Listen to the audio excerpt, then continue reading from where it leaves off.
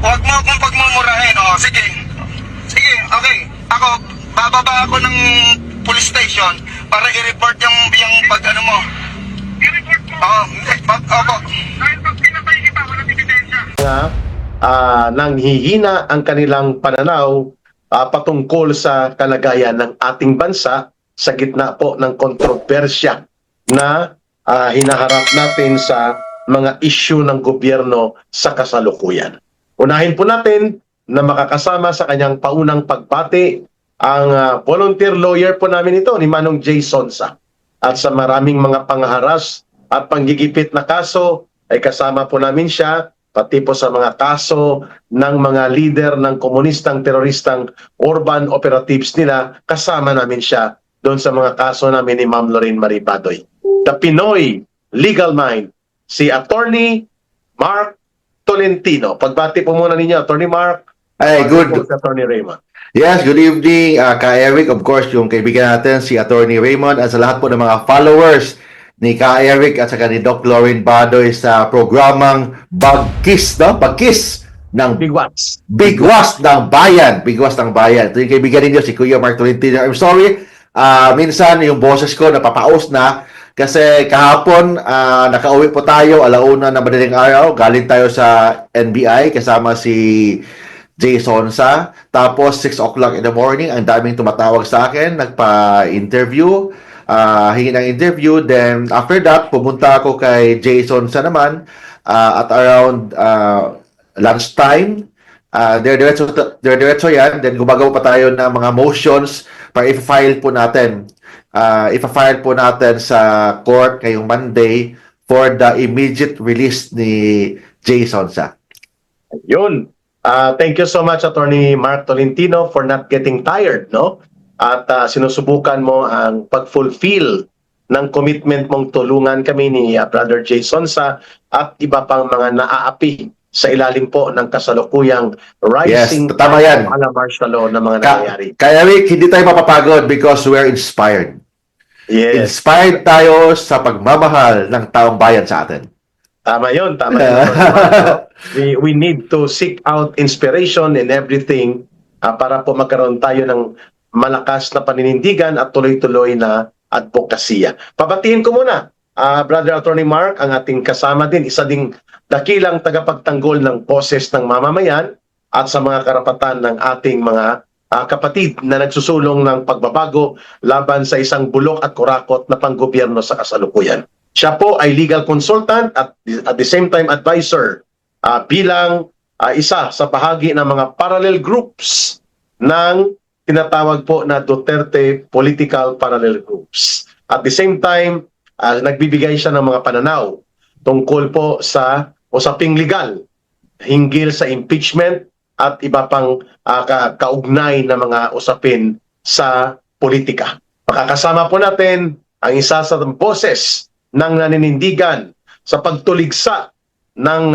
pandarambong at isyu ng korupsyon sa ating bayan, si Attorney Raymond Batu. Attorney Raymond, sana I pronounce correctly yung accentuation ng iyong apelyido. Good evening, good day. Welcome sa Bigwas ng Agila. Yes po. Magandang gabi po sa lahat na po ng nagsumasbaybay po sa Bigwas ng Agila at sa inyo po, Ka Eric, especially dito sa ating panyero, si Attorney Mark Tolentino. And of course, kayo lang po, Ka Eric, ang first time na nakapag-pronounce ng properly ng aking apelyido. Batu. Yes, no? Attorney Batu po, no? Attorney Raymond Batu from Davao City. Si Kuya Mark, Attorney Mark, recently we are friends in Facebook. Thank you for adding me, sir. Thank you. Gabi po sa lahat. If you're from Davao, I'm also from Mindanao. Malapit na po tayo. I'm also from Agusan in Caraga region. Oh, okay. We'll see each other one of these days. Yes. Okay. Thank you, Sir Batu. Yes. Mga kwanto mga boses ng mga manananggol ng mamamayan mula sa Mindanao. Attorney Batu, Yes, you sir. can also, Attorney Raymond na lang. Attorney Raymond, Attorney Mark, it's a free-flow discussion dito sa ating Bigwas ng Agila. Pagkatapos po ninyo ay pwede po magbigay ng pananaw din si Attorney Raymond. Unahin natin ang mainit na usapin nito na nagpainit, Attorney Raymond, Attorney Mark, Yes. sa komunidad ng mga abogado ng mga prosecutor at pati ng mga retired na mga hukom tungkol Pati- sa Pati yung Oo. mga judges na hindi Judges. retired, ha? Sabi nila, incognito lang sila. Oo. Unahin ko muna si Atty. Mark Tolentino and then bibigyan natin ng pagkakataon Yes, si Atty. Raymond na mag-react. Bakit naging non-bailable ang isang offense na medyo matanda lang ng konti sa jaywalking at vandalism? Mga simple offense. Atty. Mark, please paliwanag mo ito. And then anong tingin mo sa nangyaring ito? Ano ang implikasyon nito sa court authority in the issuance of arrest order versus bail? At ganoon din po, magbibigay ng reaction si Atty. Raymond. Go ahead, Atty. Mark. Halatang-halata na yung, kung makita mo yung warrant of arrest, yung sa taas ng warrant of arrest, nakalagay na violation daw ni Jay Sonsa is illegal possession of ammunition. That's why nakalagay, if you check the warrant of arrest ka, Eric, hindi yun unlawful publication in relation to illegal possession of ammunition. So what do you mean by that? So, ibig sabihin- ganong information. Wala. Tayo natanggap. Ibig sabihin ka, Eric, ang gumagawa ng warrant of arrest, nagmamadali. Nag-cut and paste lang siya, yung warrant of arrest ng illegal possession of ammunition, ginamit niya, tapos nilagay niya ng unlawful publication. So, ibig sabihin, nalagay doon, not bailable. Doon siya nagkamali. Kasi, ang recommendation from the Department of Justice is bail not recommended. Under kasi, bail not required or bail not recommended. Ang ibig sabihin doon, hindi kailangan ang bail. Lalo na pag ang penalty ng unlawful publication is only 6 months imprisonment. So, that's why dapat sa MTC nga ang jurisdiction dito. But because of the cybercrime aspect involved, tumaas siya ng 1 degree higher. That's why napunta siya sa Regional Trial Court. So, Okay. So, ang DOJ, nakalagay doon, bail not required. Ang recommendation nila, bail not required. But pagpunta sa court, kasi nung Friday, Thursday, kasi holiday today, nung Thursday, wala pa yung warrant of arrest. Whole day, ang mga NBI agent nandoon sa court, naghihintay. Mhm. So, ibig sabihin, na feeling ko, I'm not sure, but sa tingin ko, kasi I have also friends doon sa court, pinipwersa nila ang court na mag-issue ng warrant. So, baka minamadali, ang clerk of court gumagawa ng warrant of arrest ng illegal possession of ammunition in relation to unlawful publication, which is very rare. So, that's why nagkamali sila. And the court should be cautious, dapat careful sila kasi we are talking here of the deprivation of liberty ng isang tao, lalo na ng isang 71-year-old na may sakit. Dahil sa katangahan, ka-carelessness ng mga tao dyan sa court na na-deprive si Jay Sonsa na isang 71-year-old na tao na may sakit ng liberty.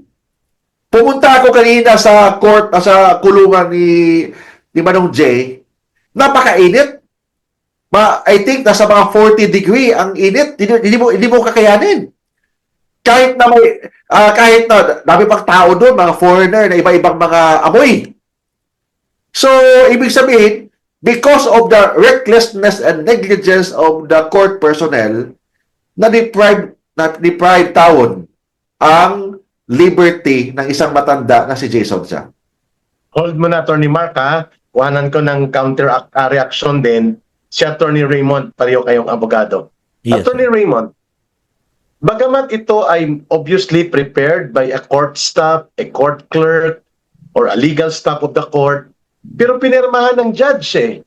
Saan po ang pananagutan dito sa isang napakaseryosong pagkakamali na ito na nagresulta po sa pag-deny ng basic freedom and liberty ng isang tao na ngayon ay wala pang remedyo, sa loob ng halos 4 o 5 araw ay mag-suffer siya ng ganitong uri ng katarantaduhang nangyari sa court order of arrest. Attorney Raymond, your view on that?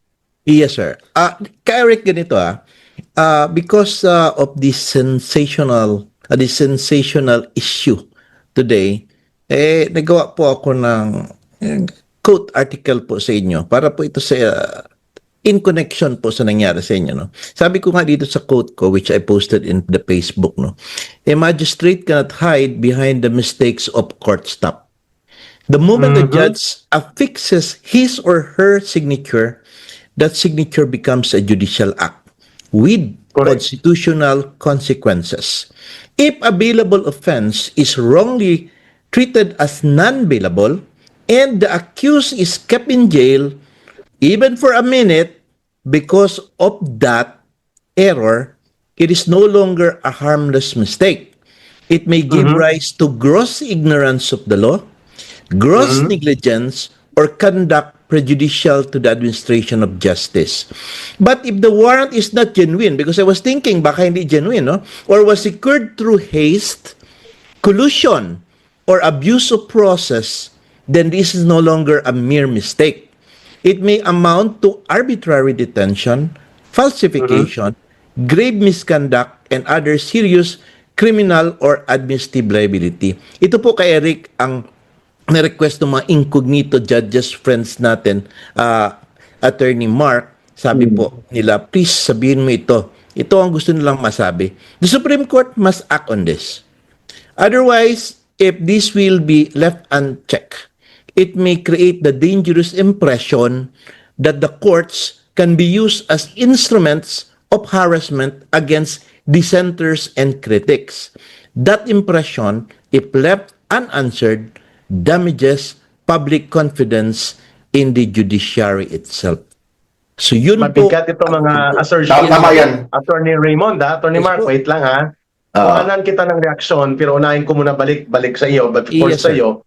Attorney Raymond, without preempting the move of the principal legal counsel to this case, for that matters, Attorney Mark Tolentino, can a lawyer like you in your group intervene in this case without preempting or without prejudice to the legal move of the principal counsel to the accused, Mr. Jason Sa, who is now seriously deprived of liberty due to erroneous, either intentional or slip of oversight lamang sa administrative functions ng court?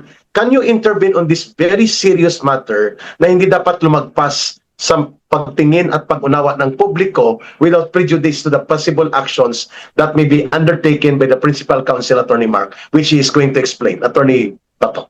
Yes, sir. What we are doing right now is trying to raise this matter through this medium. Ito pong ating social media. We have no other choice but to do it kasi if we did, the mainstream media would not entertain us for this, right? So we do it here. Now, with respect to intervene legally, we have to pass through Attorney Mark. No? Ethically speaking, he is the counsel. But of course, as knowing him, abogado ng bayan nga ang tawag sa kanya dito sa Davao.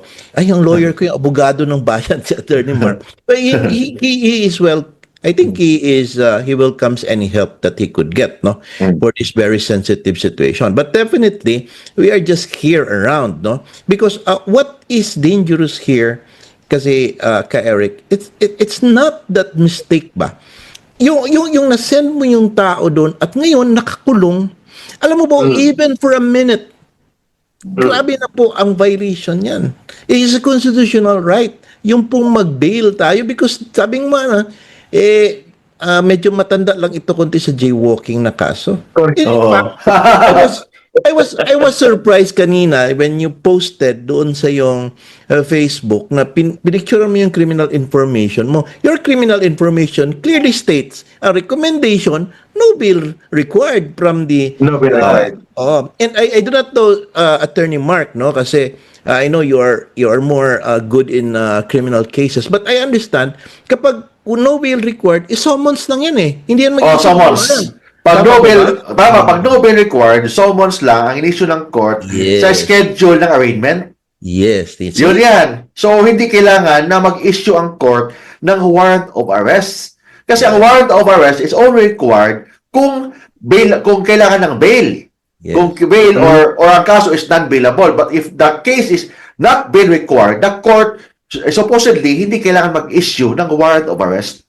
Exactly. Claro. Attorney Mark, please react on that very important points raised by your with your Panyero, fellow lawyer mo, Attorney Raymond, na hindi ito pwedeng palagpasin eh. Kahit Tama. sabihin na nagkamali lang, pero isang minuto na na-deprive ng hindi makatarungan at napakalupit na pag-deny sa kanyang kalayaan at bilang ordinaryong mamamayan ay ngayon nakagapo sa dyan sa kanyang pagkakakulong dahil sa pagkakamaling ito. How do you look at the views raised by Attorney Raymond na ito ay posibleng manipulated, orchestrated at pwedeng nagpagamit ang korte without going to the conclusion that the pattern ng pangyayari ay mukhang nagamit nga ang pagkakataon para gawing tropeyo at prize catch si Jason sa kahit pa nabaluktot at nagkamali-mali ang mga arrest order na inilabas kahapon. Ano ang magiging hakbang mo dito at anong pagtingin mo doon sa suggestion ni Attorney Raymond na iangat pa ito hanggang sa Korte Suprema para ito ay magiging isang landmark na magiging desisyon ng Korte to protect basic liberties and freedom of the people versus crimes and arrest orders. So ngayon, ang priority natin ngayon is mapalabas muna si Jason Sa. Yun muna ang priority natin. But after that, we will discuss with Jason Sa. Of course, kay Eric, we will discuss kung anong gagawin po natin. Kasi ang nangyayari kasi ngayon, nagamit ang korte ng Regional Trial Court ng Pasay, nagamit sa pang-abuso. So, yun talaga ang nangyari. Yes, normal naman na trabaho ng NBI na mag-aresto ng tao pag may warrant. Problema, itong NBI, alam nila na mali, ina-implement pa rin nila. And second, may circular ang DOJ na, na hindi sila pwede mag-aresto yung mga law enforcer. Of course, this is just a recommendation ng DOJ na hindi sila pwede mag-aresto pag weekend, gabi, evening ng weekend or Friday para at least lalo na pag ang penalty is bailable. Kung non-bailable, walang problema. But of course, ang NBI agents ngayon sa mga kausap ko kahapon, nagbulag-bulagan. Attorney, nakalagay dito non-bailable, so you have to do this. So, hindi exception yung sinabi mo na pag weekend bawal mag-aresto, pag evening na holiday bawal mag-aresto kasi nakalagay dito attorney non-bailable. So ibig sabihin, we can do this at any time of the day or night. So wala kang masabi. Ibig sabihin, ginamit ng NBI ang recklessness on the part ng court. So, we will consider yung suggestion ni Attorney Raymond Bato na with respect sa baka mag-file kami ng administrative case against the judge kasi na-deprive talaga yung oras, yung kahit ilang minuto ni Jason Sa, especially Jason Sa is 71-year-old and hindi na siya 71-year-old. May sakit. Schedule niya next week for executive check-up sa Davao. So paano yan kung nandiyan siya sa kulungan ngayon? Executive check-up sa heart niya, sa buong katawan niya kasi hindi siya 71-year-old na sporty type. Diba? So kailangan niya na normal check-up. In fact, hindi siya makahinga. Kung maglakad siya, dahan-dahan. While nag-usap kami sa NBI kagabi, sa office ng NBI, every 15 minutes umiihi siya. And hindi lang umiihi, kailangan niya ng wheelchair kasi ang layo pa ng CR sa meeting place namin, papunta doon. So may although nagpasalamat po tayo so at least may wheelchair na binigay ng NBI. Pero, But ang si Jason Sa, kung kilala niyo yan, hindi siya Jason Sa 20 years ago. Hindi siya di ba? Si Jason Sa ngayon, hindi na siya bata. Senior citizen na. So, ibig sabihin, sabi ko nga, yung mangyayari sa NBI ngayon, nag-aalaga sila ng matanda ngayon. Dapat alagaan nila na tama. Kung hindi, they will be liable. Direktahin kita before ko balikan si Attorney Raymond. Sige po. Attorney Raymond, please balikan kita. Yes, sir. Go ahead, sir. It is very immediate na mapaparelease si Jason Sa dahil illegal, obviously, ang ginamit na arrest order, questionable, anomalya, at pati ang kondukta at intensyon ng NBI, maluktot din. At talagang sinadya na ito'y gawin upang mapahamak si Ginoong Jason Sa. Attorney Mark, Sabado na bukas, Linggo, Lunes ay online ang mga korte sa Pasay.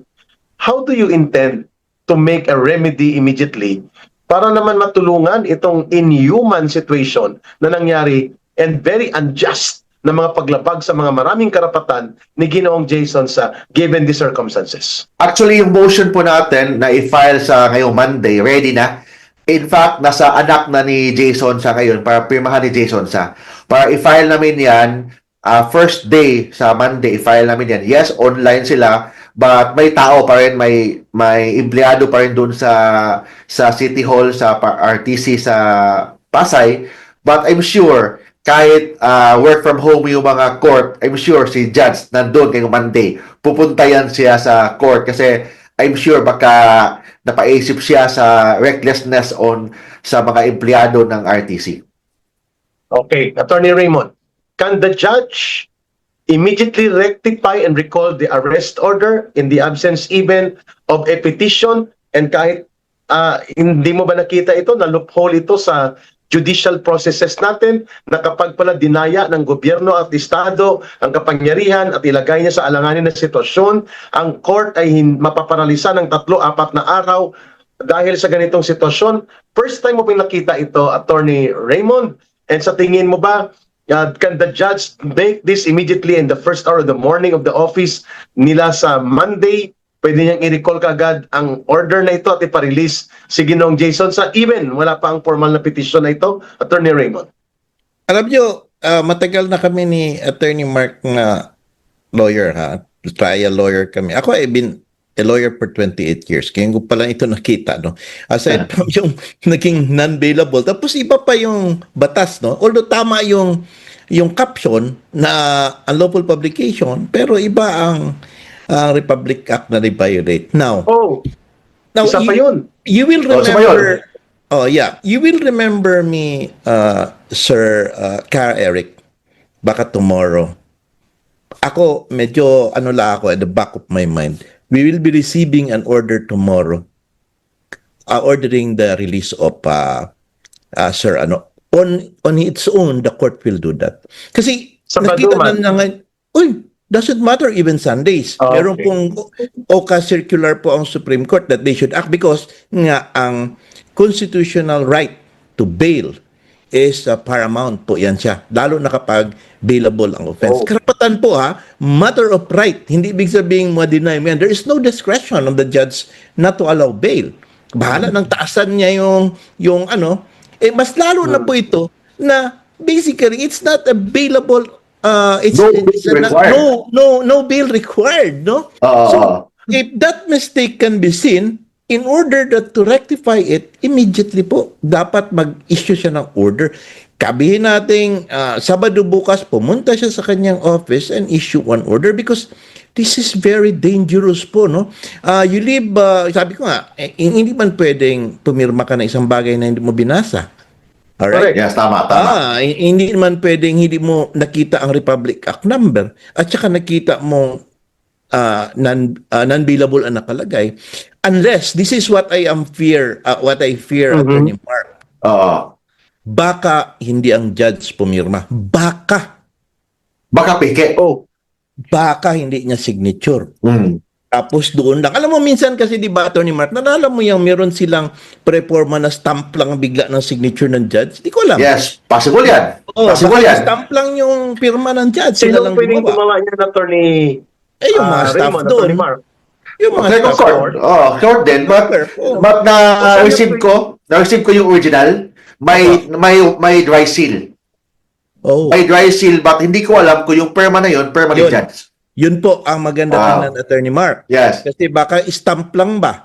Which is Tama. bawal po yun On At orders. nangyayari yan, Attorney Raymond, no? Nagagamitin lang ang dry seal, then mayroon ng ready na perma si judge, isuperimpose lang, and then bingo, pag hindi ka pumalag at hindi mapapansin, lusot na ang piniki na arrest order. Tama ba, Actually, Attorney Raymond? hindi rin allowed ang stamp Dapat meron, kahit na yung isang original, pirmahan mo, tapos yung iba, pwede mo na pa-stamp. Yung mga copy furnish namin, wala mang problema yan. Basta original signed, no? Pero yun ang nakakatakot doon. So, sino ang criminal case in charge in that court? Ayun ngayon. Kasi sigurado ito, with all the things that we have been posting in Facebook and everything, alam mo, investigator tayo ng buong bayan, lahat ng mga tao, nakikita tayo, no? So, they will see that. and they will see the mistakes.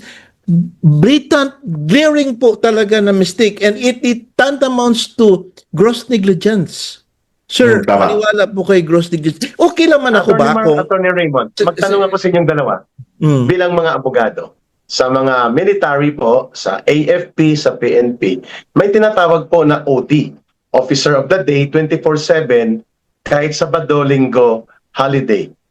Is the court having the same na mayroon, alam mo, Executive Judge Office?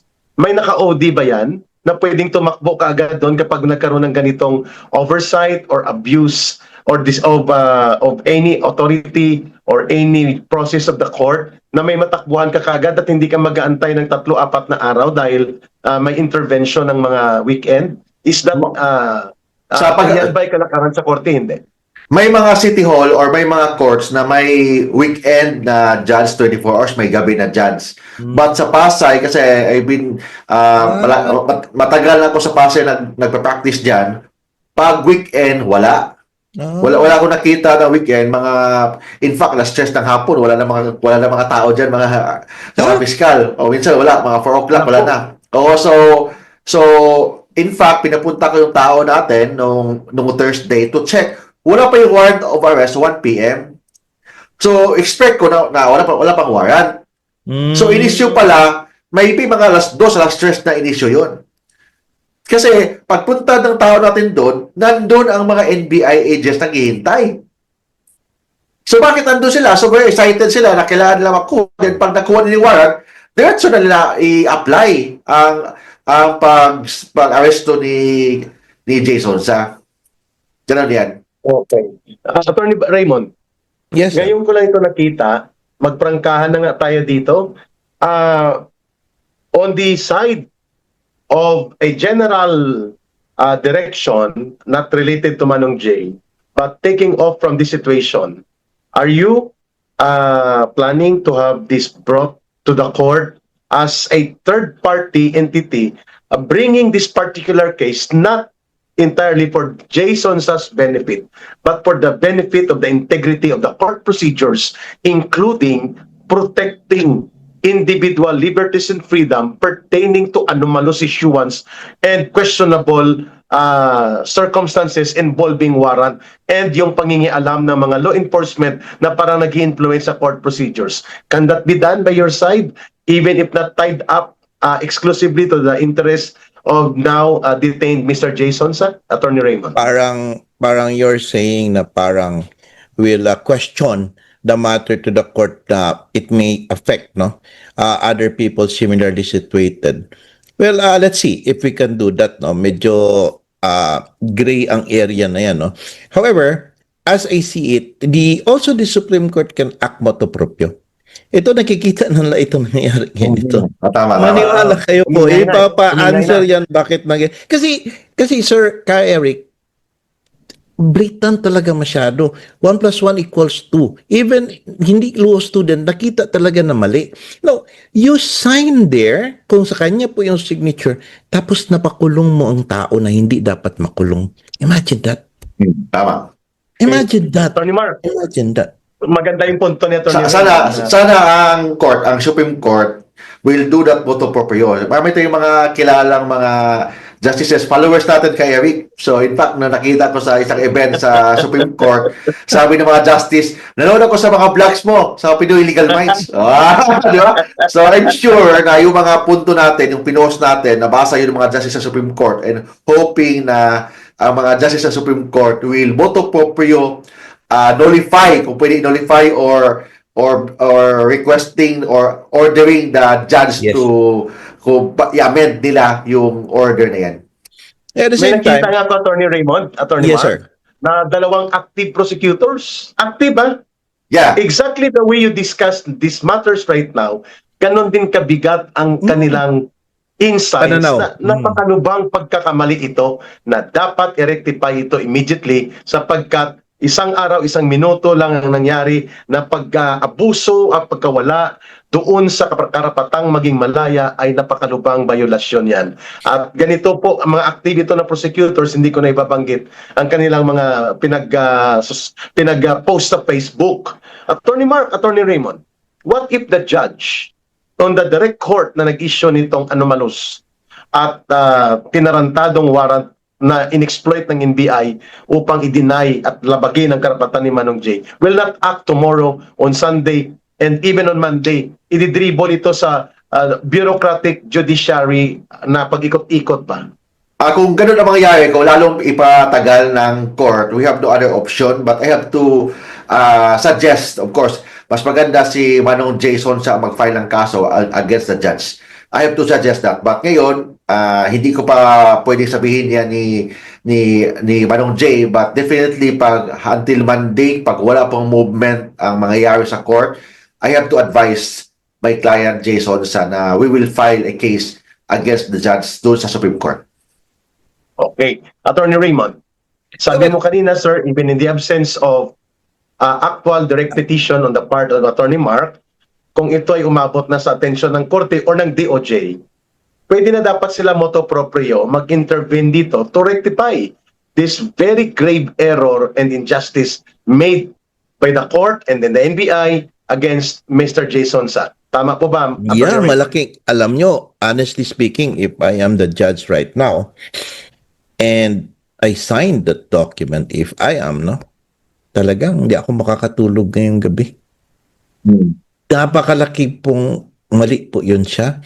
Okay lang po minsan, Attorney Mark, nagkakamali tayo sila minsan yung mga, yun sa mga civil cases natin. Tama. Nagkamali yung mga ganun. Okay lang yun. Hindi, wala mang problema. Kasi, ma-rectify mo yan. Ay, erratum. Magpadala sila ng bagong order. Okay lang yun. Tama. Naman, pero ito liberty eh. I remember, I would like to tell you, ka-Erica, when, kasi si Attorney Mark kanina nagsabi siya na ang babaho ng lugar and everything.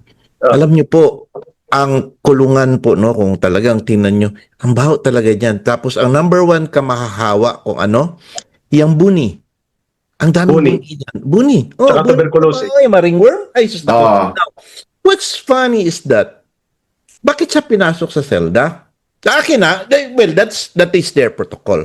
Pero the truth is, yung mga minor offenses, tapos may Pwede naman sa office. O pwede sa office yan. Di ba, Sir Mark? I tried.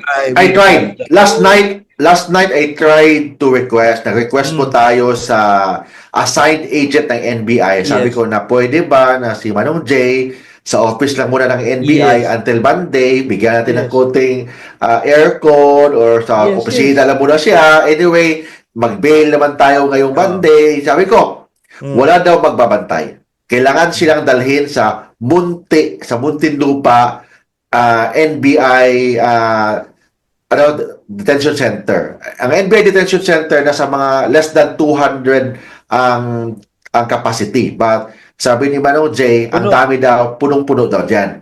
And mostly, ibang nationality, iba-ibang amoy, may mga insect, may mga Indiano. Basta dami-dami mga nationality, iba-ibang kultura ang nandun.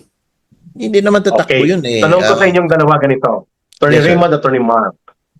Nagpalabas ng statement ang Presidential Communications Office ngayong gabi, hapon, na natutuwa sila sa nangyari kay Manong Jason Sa dahil ito daw ay signal na ang mga nagpe-peddle ng fake news, well, hindi nila sinama si Bongbong Marcos sa pag-fake news doon kay Saldico, na nangyari. Sabi nila, ang mga kagaya niya na may na mga nag-involve sa fake news ay dapat lamang managot at marami pa ang mananagot at gagawin namin ito lahat.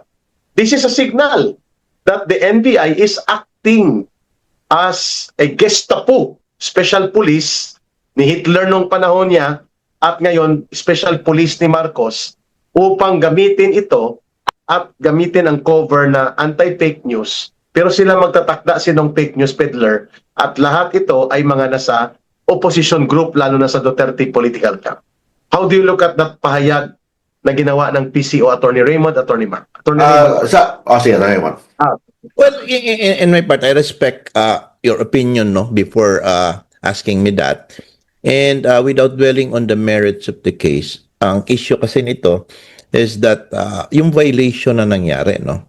Now, as to the fact that they are happy and everything, no, and how they protect it, that is a, it is a political narrative that I believe in. But the point here is that dapat mo natin i-fix ang issue ng pagkakamali nito. Kasi in the first place, hindi po dapat talaga hinuli yung tao.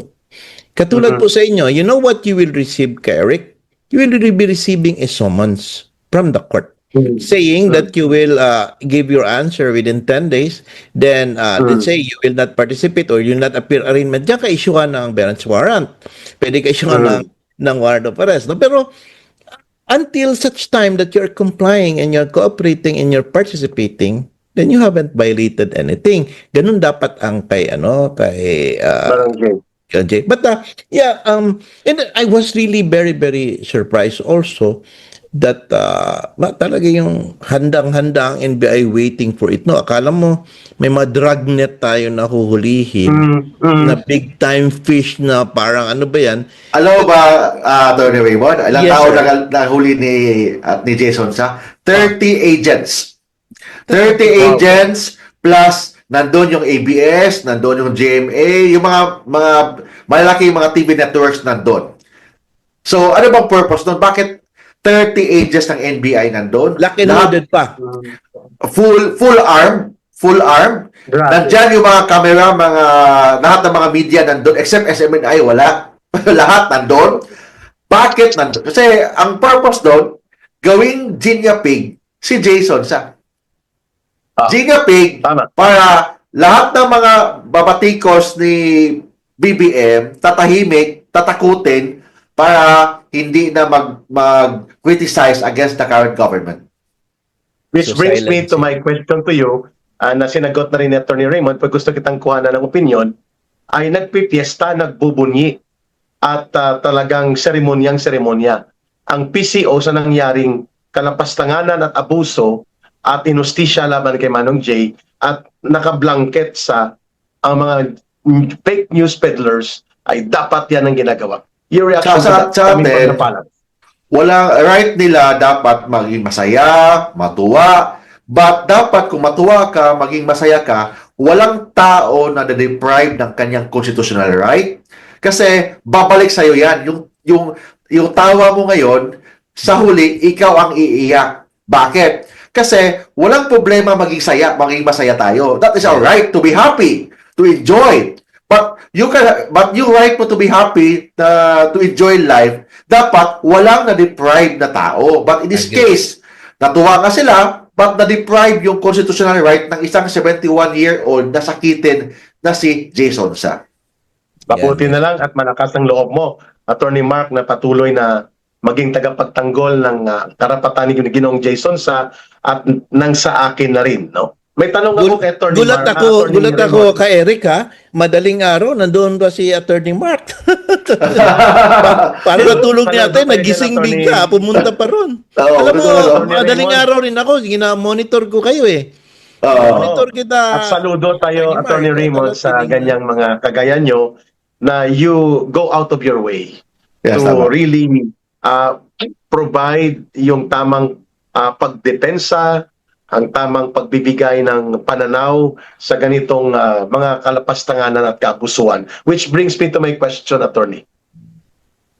Nababahala ang taong bayan that the NBI is now acting as a special instrument for selective a la martial law type operations. Raid doon, raid dito, kaso doon. They took on Mike Defensor and his family. Sabi nila, a legitimate raid, so be it, pero alam natin targeted operation yon at mabigat ang kaso doon, human trafficking, Yes. in relation to promoting prostitution. Yes. Ang target. Yun na totoo na available.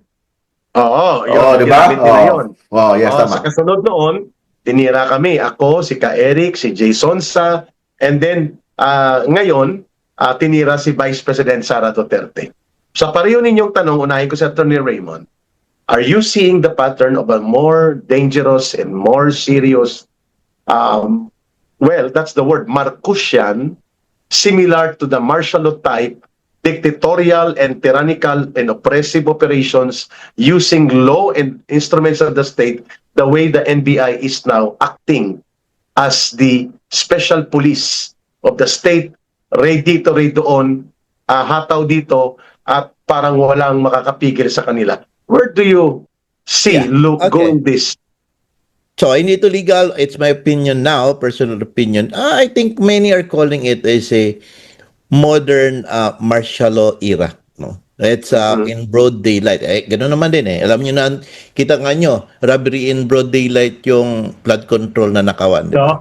So, violation of, ano ba ang mga violation natin? Tingnan mo, violation of privacy. Di ba? Violation of due process. Violation of liberty, even property. Ano po bang kailangang violation ang gagawin para po magsabi ng tayong this is enough? Diba? Lahat po, tama yung sinabi mo, the personalities involved, ano. But the thing is that what they have forgotten is that this kind of persecution that they're doing to several personalities, tama si Sir Mark, na buhabalik po yan sa kanila because the people knows, no? This is the battle between the oligarchs and the masses. Ako, I belong to the masses. I would say that, no? Yeah. And the masses are looking, they are watching and everything. And the more you pin down these people, the more they get angry. And honestly speaking, sabi ko nga, it will take time. We may not be able to seek justice in this time. But during sa proper time that it will come, that is the time na meron pong justice na makukuha. Right now, what can we do? We keep on speaking. We keep on telling the truth based on our side and present it to the public. We should not stop there. We have to conduct protests. We have to post on social media kasi hindi lang mapigilan ang social media. Ang laki ng social media, lalo ng Facebook. They could not stop it. And that is where people now are watching. Eh, wala naman nakikinig dun sa mainstream. Akala mo, nagpalabas sila. So, ginalangaw man ang kanila pakinggan, no? So, the people are watching at sa Facebook. And in fact, ang lahat na nagbabash sa atin, pagtingin mo, lack of profile. So, ibig sabihin, troll. O, diba? Troll. Wala ka makita na totoong tao na nagko-comment. And I will say that to the trolls, sige lang, trabaho man, kumikita kayo. Sige lang, at least, diba? Pero, what I'm trying to say, in reality is, what is enough for us na para yung taong bayan na ang maningil later on? Kailan po ba yan? Kailangan po ba na marami pang sacrificial lambs na mga tao na mag-sacrifice for this, no? To silence them, as we say, kailangan, sino pa ba? No? Baka later on, one of these days, who will stop us, from, siguro ipa-silence din kami ni Attorney Mark, or ako. Di ba? Kung yung malalaking tao kaya nang gawin, paano yung mga ordinary katulad namin? Katulad ninyo. Di ba? Ano naman tayo? Ang alam natin, makapagsalita lang tayo di social media, but definitely, hindi man tayo mga big fish. Kung yung big fish, kaya nga nilang tirahin, di ba? So, we have to be vigilant. We have to be very, very careful. Yun lang naman po ang sinasabi ko. And, careful and vigilant lang po tayo. Okay. And trust the people that they are We should. Doon sila patungo sa paniningil at sama-samang pagkilos at pagtindig in due time. Yes po. Kailangan po talaga. Kasi kaya, Raymond, same question. Dito kaya kasi, kung makita mo, bakit may maganyang kaso? Bakit dinimanda si Eric Celis? Bakit daming mga harassment suit ni Jason sa? Para patahimikin po kayo. Bakit kayo patahimikin? Para to cover yung mga totoong issue. Ano ba ang totoong issue? Yung flood control.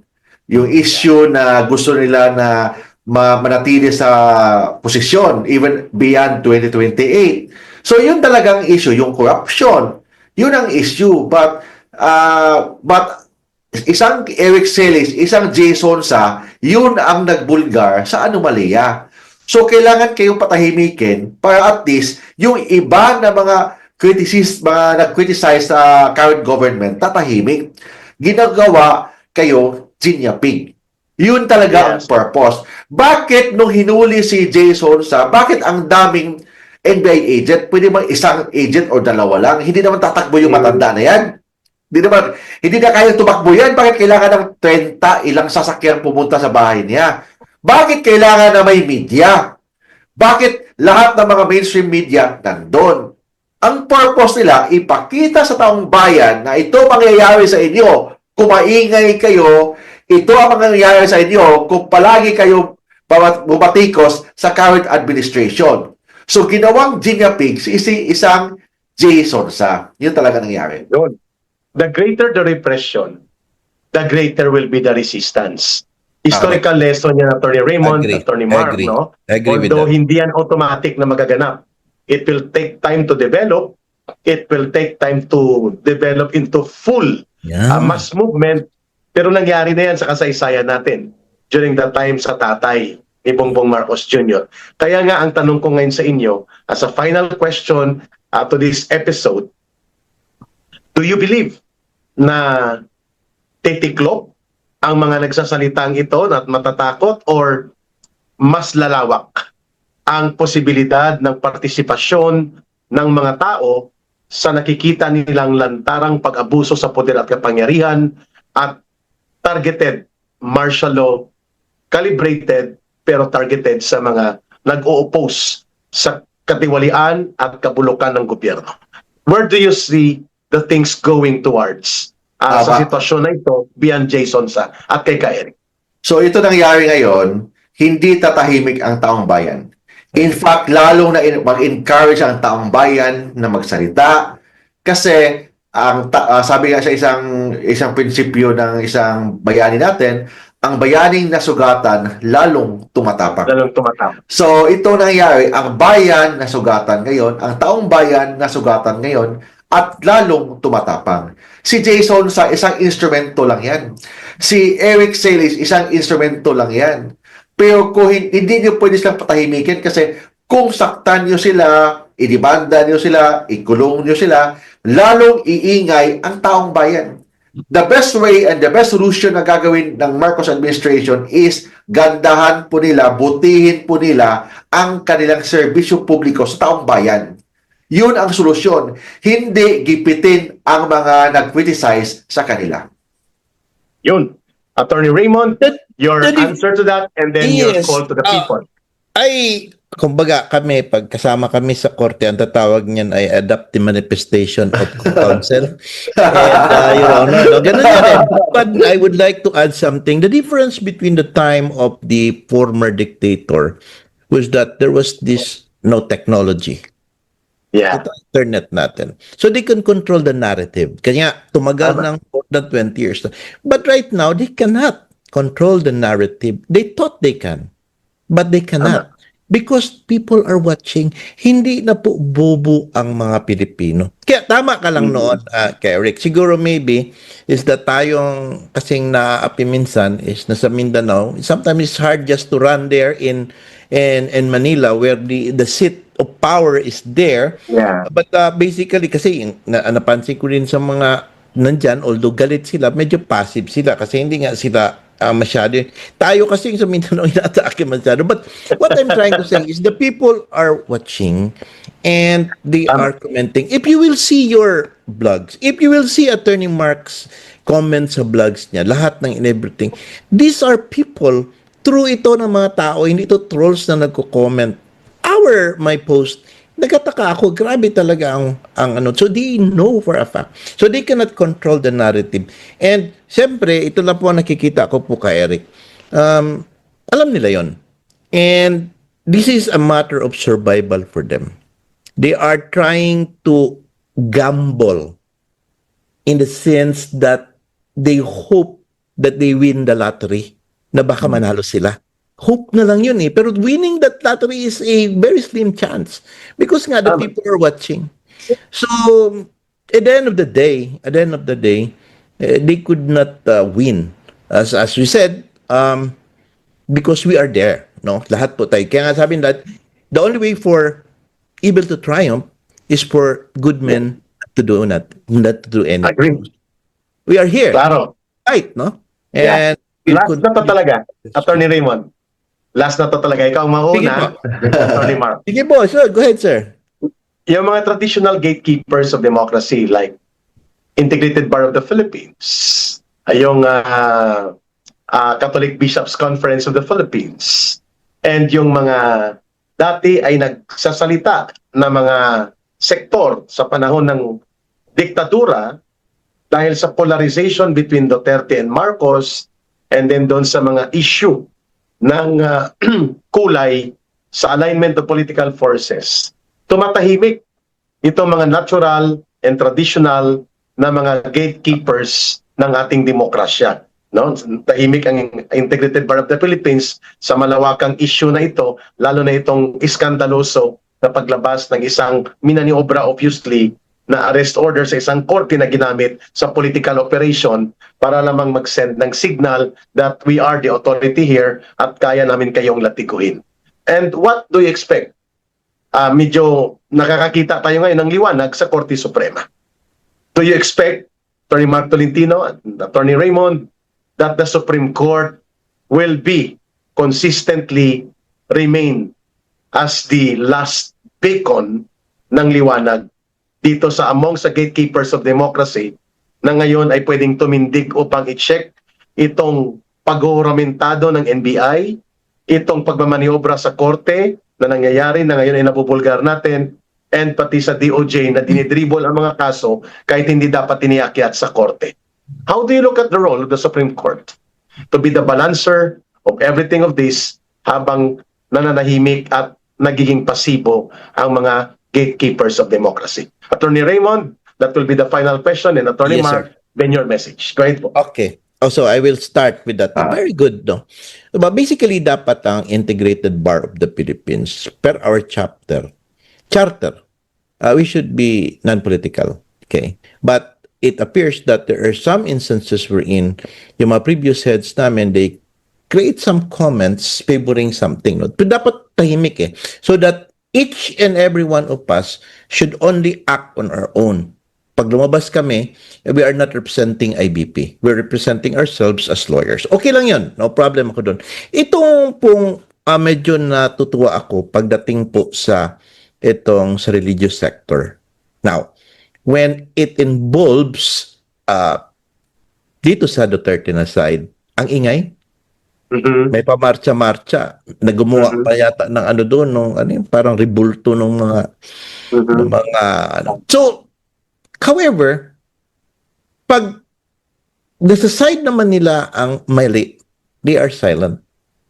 Parang might as well shut up and say, why don't you exercise the separation of church and state?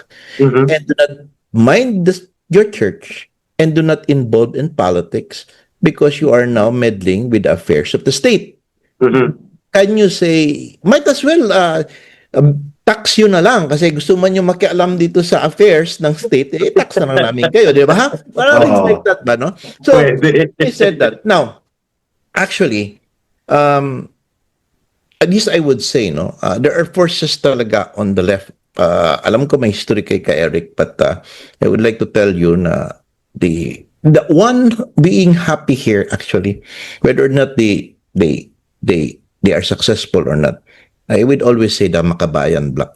Correct. Because they were able to somehow destabilize already the executive department, the Congress. Nasira na nila ang imahe and everything. And you're right that the last bastion of hope, the last bastion of justice is the Supreme Court. And they are attempting now to malign Supreme Court. I made an article, Why Attack the Maverick Justice? Yeah. Inisyuhan ng SALN. I was really, sabi ko, pati ba naman korte? Pagkatapos ngayon, they are, with the pronouncement by the Supreme Court about this forthwith and everything, look at these people on the left that's saying na kinakastigate pa nila ang Supreme Court because that is their intention.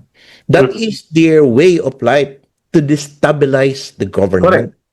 Wala po talaga wala po yan silang purpose sa mundo just to destabilize. And if they do that, happy na yan sila. Nakangiti na yan sila. Successful na yan sila. Agree. Yun po. Attorney Raymond, thank you sa naman. Sa oras na ito, and then I'll give it to Attorney Mark Yes for the po. final Yes, sir. interaction doon sa common question na yun. Yes. Yung atin, bilang isang Pilipino, hindi tayo dapat aasa sa anong organisasyon yan, IBP man yan, masimbahan man yan. Kasi tayo mga Pilipino, we have na may obligasyon tayo sa ating bayan. Tama. Ibig sabihin, huwag natin iasa na dapat may galaw ang IBP, makikialam ang simbahan, makikialam ang mga organisasyon. Tayo mismo may obligasyon makialam sa anong nangyayari sa ating bayan. So, yun dapat ang gagawin natin. Kasi ang mga kabataan ngayon, wala nang pakialam kung sino ang presidente natin, walang pakialam kung anong nangyayari sa bayan natin. Dapat ang ating mga kabataan, mga citizen, ordinary citizen ka man o hindi, ang pagbabago kasi, nag-start yan sa ating sarili. Ibig sabihin, tayo mismo may obligasyon sa ating bayan. Huwag natin iasa sa ating presidente, makorrupt man yan, hindi makorrupt. Kasi corruption sa ating presidente, kung sino man naging presidente natin yan, ang sisihin natin tayo kasi tayo ang naghalal sa kanya. So, ibig sabihin, tayo may obligasyon sa ating bayan. So, kahit na kung abusado yung presidente natin, abusado yung mga opisyal natin, ang tanong, ano bang ginagawa mo sa bayan natin? Ano bang ginagawa ng mga ordinaryong Pilipino sa bayan natin? Umaasa lang sa ating bayan, tapos wala naman siyang ginagawa sa pagbabago ng ating bayan. So, yun ang first issue dyan. Second, with respect to the Supreme Court, yes, tama, the last hope ang ating Supreme Court. And yun na lang ang pag-asa natin, ang Supreme Court natin, kasi daming ang ating lower house, parang nakontrolado na ng ating ng Malacanang. Gusto na nilang impeachment, gusto nilang tanggalin or i-impeach si VP Sara para wala nang hindi na makatakbo for the 2028 election. So, ibig sabihin, sino ba yung mga congressman? Mga congressman, may nagdikta sa kanila. So, sino nagdikta? Yung naka-benefit of the impeachment. Yun naman talaga. So, hopefully, ang ating Senado, hindi maging independent ang Senado natin and hindi makontrol kung sino man. But at the end of the day, they are all politicians. And the politicians, panahon ng eleksyon, kailangan yan ng funding for the next election. So, we don't know kung sana iba ang Senado compare sa lower house. But dito naman tayo sa Supreme Court. Ang Supreme Court, sana hindi nila makalimutan yung prinsipyo, bakit nandyan sila. The principle of democracy, the principle of governance, bakit nandyan ang Supreme Court. And hindi dapat kontrolin ng ibang mga politiko or ano man, but ito lang masasabi ko. Ang ating government, kung ano yung government natin, kung anong klaseng government tayo, dapat mag-umpisa yan sa every ordinary Filipino na may obligasyon sa ating bayan. Ayun. The people deserve the government that they put up, but the people also have the responsibility to account or hold accountable that government because that power which the government exercises ay nanggagaling po sa mga mamamayan. Tama si Atty. Mark at yun ang binabanggit ni Atty. Raymond. Kung ang mga taong bayan ay pabaya at walang pakialam, ang mga abusado sa gobyerno at ang mga magnanakaw ay magiging mananatili sa poder. Pero dahil tayo ang nagbibigay ng kapangyarihan, may kapangyarihan din po tayong reformahin at baguhin ang mga nangyayaring kabulukan sa gobyerno natin. Sa mapayapang pamamaraan, sa sama-samang pagkilos at pagiging bukas at responsableng makilahok sa makatarungan at matuwid na mga pagkilos sa ating bayan. Maraming salamat, Atty. Mark Tolentino. Maraming Mabuhay po kayo, salamat, everyone. Atty. Raymond. Yes. Thank you so Mabuhay much. po kayo. Mga Bye-bye ka, Eric. ng ating mamamayan. Thank you, Eric, and of course, Raymond Dato. Hopefully, we meet soon. We'll meet Yes. soon, sir. Okay, take care. Bye. Ingat.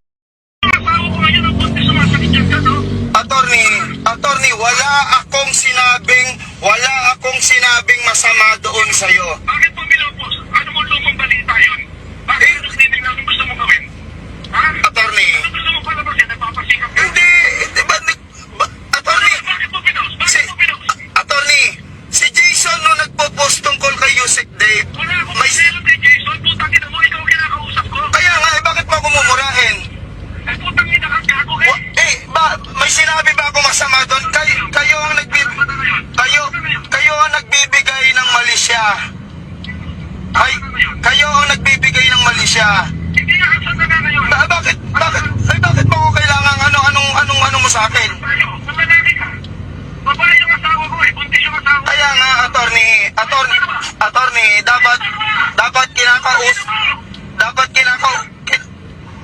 kinakausap mo ko na, wala akong sinabi sa iyong masama. Wala kang ginaging masama. Babae yung asawa ko, buntis. Kaya nga, ano po ba ang kasalanan ko? Sige, anong kasalanan? Ano po yung lumang balita? Anong gusto mong palagasin? Attorney, politika eh. Politika, may sinabi ba ako masama doon? Utang ina mo ng politika. Ha? Hindi, Hindi. Masyado ka nag-ano eh. Ano ba sinabi kong masama doon? May sinabi ba akong masama? Ang tanong ko kasi, bakit pinupost niyo yung mga balita? Ha? Eh, balita yun. Hindi lang naman eh. Hindi balita yung gago. Pag balita, bago, gago. O, eh, bakit ka nagagalit? Luma na pala yun. Ang ina mo, buntis yung asawa ko na nakikitang ngayon. Ha? Utang ina ka. Ha? Oh. Sige. Yan. Isang oras. Anong isang oras, attorney? Utang ina mo. Utang ina mo. Isang oras ang bigay ko sa'yo. Huwag mo akong pagmumurahin. O, sige. Sige, okay. Ako, bababa ako ng police station para i-report yung pag-ano mo. I-report mo. Oo, hindi. Opo. Dahil pag pinatay kita, walang ebidensya. Oo, yan. Utang ina ka. Oo, okay yan ha. Meron ho akong ebidensya na sa'yo. Attorney Melvin Matibag, wala akong sinabing masama sa'yo against sa'yo. Oh, Sabi mo, huwag ka magmalinis, ha? anong wag magmalinis, attorney? Bakit mo pinos? Anong gusto mong palagasin? Yun na lang Oh. sabi politika, di ba? Ngayon, attorney, kung walang ang sabi doon sa balita, Minardo Guevara, iimbestigahan. Ngayon, may sinabi ba akong masama doon? Pabor nga sa iyo yan eh. Eh kung mapatunayang wala, eh di wala problema. Anong wala doon? Gago ka, may ibig ka sabihin. Yung asawa mo kayo sumasalit ng Attorney Melvin Matibag, kayo ang nagbibigay, nangyari sa anak ko, ha? At ang asawa ko na nagpupuntis kaya, bandaan mo to. Ha? Attorney, balita sa TV yan, bakit mo sa akin isisisi?